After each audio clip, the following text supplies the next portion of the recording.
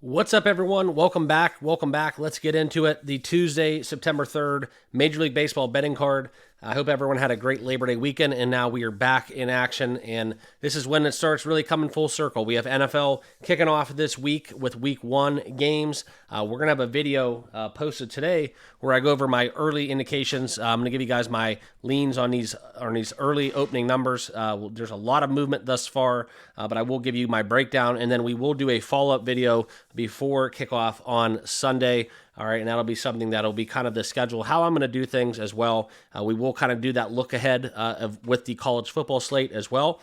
But we're going to do that kind of on Monday, Tuesday, where we'll go into the NFL and NCAA early looks, and then we will have follow-up videos as we get closer to game time. Okay, so that'll be how we're doing football on the channel. Hope you guys are all doing well. If you're new here, this is a great time for you to subscribe, turn on that notification bell, and follow me on all the platforms, X, as well as the Discord, and if you haven't done so, right here on YouTube. So that's kind of what we're doing. That's the announcements for today. And let's get down into the slate. Okay, we had a very profitable weekend within the Major League. The Major League cards, Thursday, Friday, Saturday, Sunday, all into the green. So we are keeping that momentum going. Let's see what we can do. I'm going to have 4 best bets for you guys right here in this video as we break down the entire Major League Baseball betting card. All right, so that's kind of what we're looking into as we break it down here on OddsJam. And if you guys want to sign up for OddsJam, it's a perfect time to do so. If you do daily fantasy, if you just bet, I don't bet without using OddsJam and or Outlier. If you use my promo code TBM, you do get 35% off your first month or annual plan.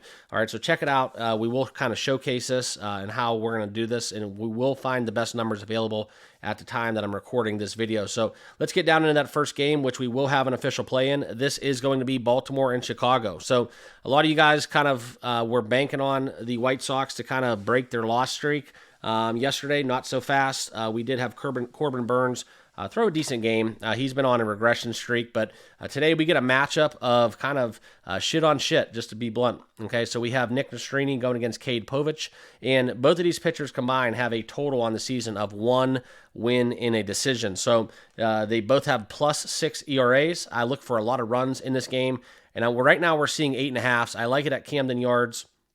This is a number that we're going to be all about. Over 8.5 at -115. That will be the first official play of today's card. You saw the Orioles. They definitely had a lot of runners left on base, but they still scored a ton of runs yesterday going against, I believe it was Chris Flexen. So shout out to him. Thank you for cashing that Discord play of the day where we did have the over 2.5 runs, and we're going to look for the run scoring to continue. I think that Chicago does cross a few as well, so that's why I really like this 8.5. So hoping that we do get the Orioles to win by margin, so that way they put up 5 or 6, then we do get at least 3 scratched across the dish for the White Sox. So over 8.5, first play. Now, next game I almost had a play in. It is Patrick Corbin Day in Miami. We do have the Nationals coming to town. And Max Meyer going for the Miami Marlins, a great young arm. One of the pitchers that I do like from a talent perspective. And obviously Patrick Corbin, if you do look into his game splits, he's shown a lot of signs of, actually throwing some decent games. 4-12 now on the season. That's kind of my only hesitation, as I do think that the Nationals could cross a few, and we do get maybe Miami sleeping a little bit.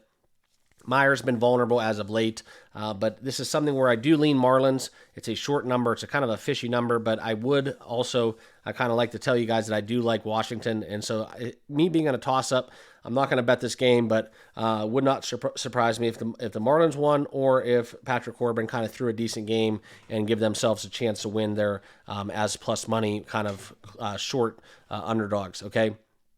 So no play in that one. Twins, Rays, that is the next game on the card. We are going to look at David Festa and Jeffrey Springs. Kind of in the prop market, and something where if you guys want to check it out for yourself, go check out Outlier, and you can see kind of a breakdown of these props. But some of my research and data is really liking the David Festa strikeout prop, okay? If David Festa 5+ strikeouts, I do like that one. I'm not going to bet it, but that would be my lean in this game. It's been a play that I've done across the board a lot, and it's something where I lean towards David Festa getting it done from a strikeout perspective. That would be how I would approach this game.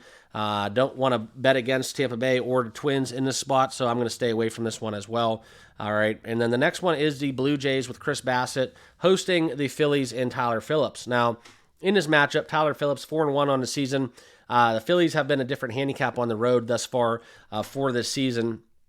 And if we look into this game, it's one where the Phillies should win very easily. However, I don't see it right now as any kind of an edge, so I'm going to stay away from the Phillies. The Toronto could find a way to plate a few and make this one interesting. I would lean Phillies, and we could see them right now plus 110, so makes you wonder. Maybe there's some people out of the lineup. I didn't really do any research into it too deep because I just don't like the spot. I don't like the game, and I don't normally like to bet the Phillies on the road, so I'm going to pass on this one as well. All right, Boston and the Mets. This one is another interesting one where we do have a number. If you guys look at this on the odds board, minus 128 for the Mets. This is a very interesting spot where I do like David Peterson quite a bit. David Peterson, 8-1 on the season, 2.83 ERA. One of the bright spots in that Mets rotation, going against Cutter Crawford and the Red Sox on the road. Where the Red Sox are coming to town, playing at Citi Field. I really like the fact that Cutter Crawford's numbers have shown regression. His ERA is up as a few recent starts, and now we have David Peterson, one of the hotter lefties in the game that we have going right now. This is where he's delivered for the Mets. All right, they have won a substantial amount of games with him pitching. It's kind of a trendy favorite here. That's why I'm not going to bet it. However, if I did have to play the game, I would obviously take the Mets here. Minus 128, and I'm also a fan of the Mets on the run line, minus 1.5. You can get some very good odds. I believe it's above plus 150. So if you're looking for value, Mets on the run line would definitely be where I find that in this card that we have on this Tuesday. Okay. The next game we want to talk about is the Braves and the Rockies. Chris Sale, obviously 15-3 on the season. I mean, what more can you say? We have Kyle Freeland coming to town, playing at Truist Park. This number has gotten kind of out of control. Minus 312. If you do want to play this game, it would definitely be in terms of a run line. Minus 1.5. It's a shorter number than you would think. Minus 139. So if you do want to take the Braves on the run line, that's kind of where we're at. It is, summer night in Atlanta. You do have the potential for long balls. You do have the potential for a lot of scoring. I think that's kind of where you could look at even the over 7.5 is kind of making you think, okay, well, what happens if the Rockies don't score?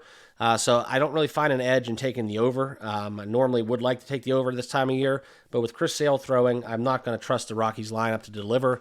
So that's why if I was going to bet this game, it would be in terms of the run line, Braves minus 1.5. Okay.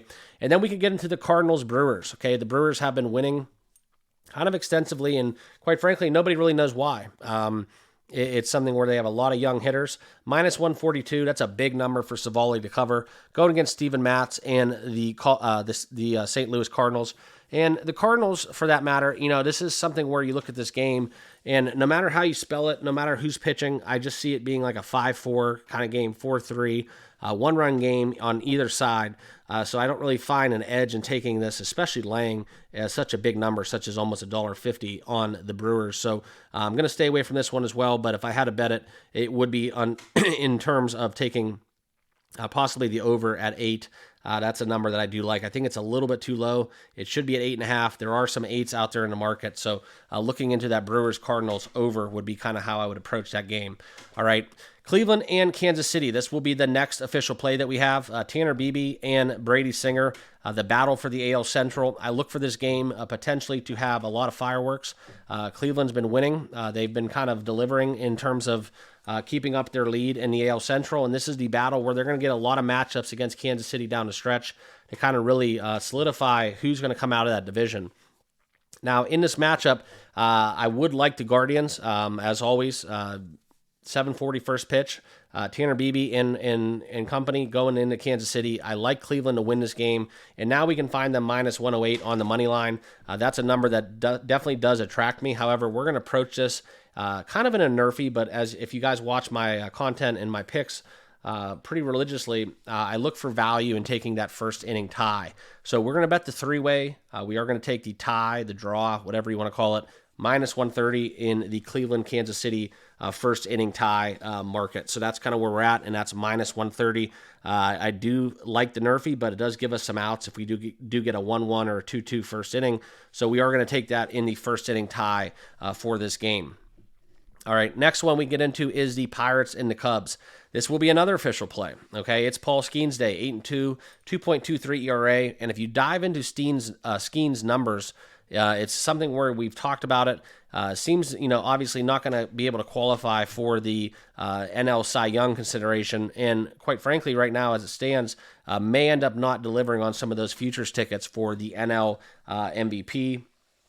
NL Rookie of the Year market. And that's something where you look for the Pirates maybe with their playoff concerns and what they have going on.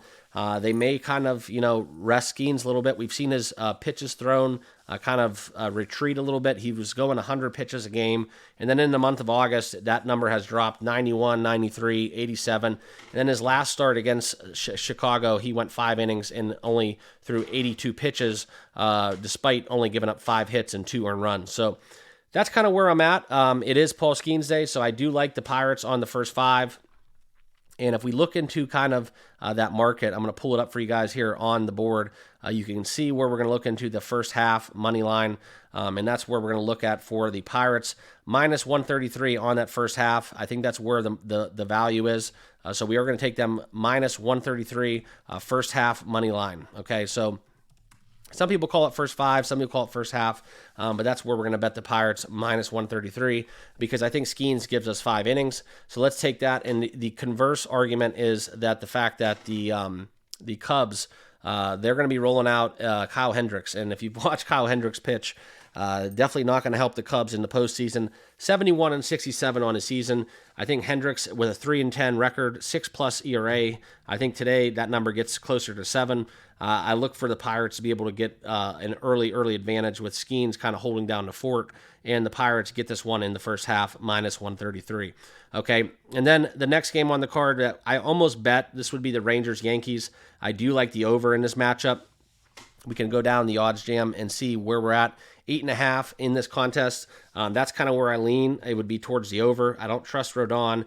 4+ ERA, and obviously Andrew Heaney, definitely is a pitcher that the Yankees are going to be able to get to. Plus, you couple that with the fact that the Rangers do hit the ball a little bit better at home. So I look for the Rangers in this contest to deliver enough that the over does cash. So I would lean towards the over 8.5 in this contest. All right. And then a few games left to talk about. We will have another play to kind of round out my best bets. We're going to save that one for last. Seattle and Oakland. This is where we have Luis Castillo and JT Ginn, whatever you want to call them. Castillo, 11-12 within his decisions on the season, 3.65 ERA. Seattle is coming in at a minus 143 money line favorite. Personally, I think the Seattle Mariners, we all know what happened with their, they relieved their manager from duty. In Oakland right now, plus 140 on the money line. I do see some value in taking Oakland at home with this number. This is something where if this game was in Seattle, it would be a completely different handicap. We're all over the Seattle unders, but I do look for the A's to kind of give us a shot here, plus 140. So not an official play, but enough for me to consider it a very strong lean, taking the Athletics with some value, plus 140. Okay, and then the late game tonight, the last game on the card, that will be the Diamondbacks and the Giants. We do not have a pitcher named yet for the Giants. Still TBD. Within this matchup, though, that's why we're not going to get involved.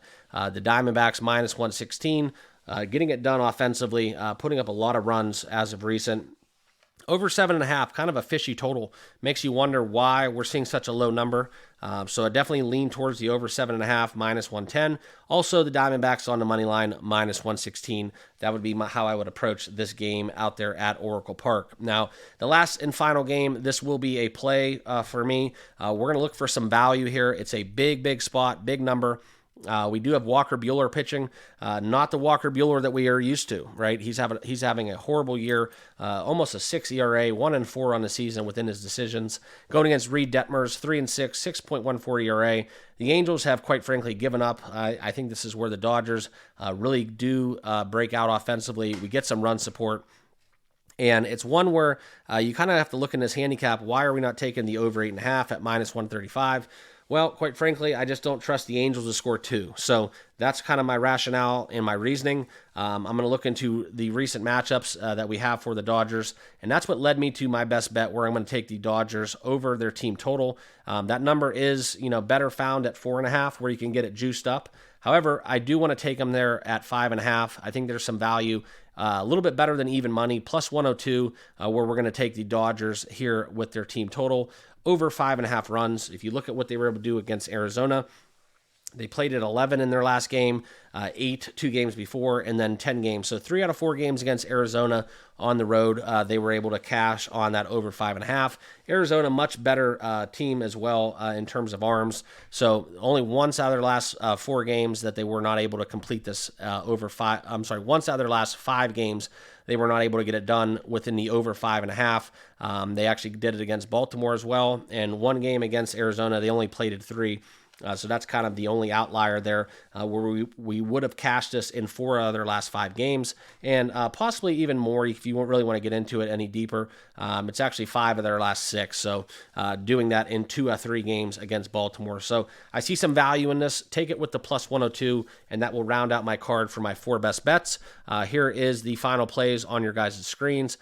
We have the Pirates 133 on the first half, Dodgers over 5.5 at plus money, Baltimore over 8.5 minus 115, and Cleveland first inning tie on the 3-way at minus 130. So that's my best bets. If you guys haven't done so, make sure you all like, comment, and subscribe down below. Also, I want to shout out my channel members. We've been on a great run. If you want to become a TBM channel member, there is a link down below in the description. Sign up today. I don't charge for picks, but that's a way that you can give back to the channel.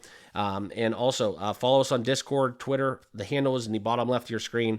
All good stuff. We have a lot of content coming out, so make sure you guys all have that notification bell turned on, because we are going to drop the NFL early look, as well as what we have going on with the college football slate for week 2, now that we have week 1 in the book. So appreciate you guys. Good luck with your picks, and we'll see you guys all tomorrow in the next video. Cheers.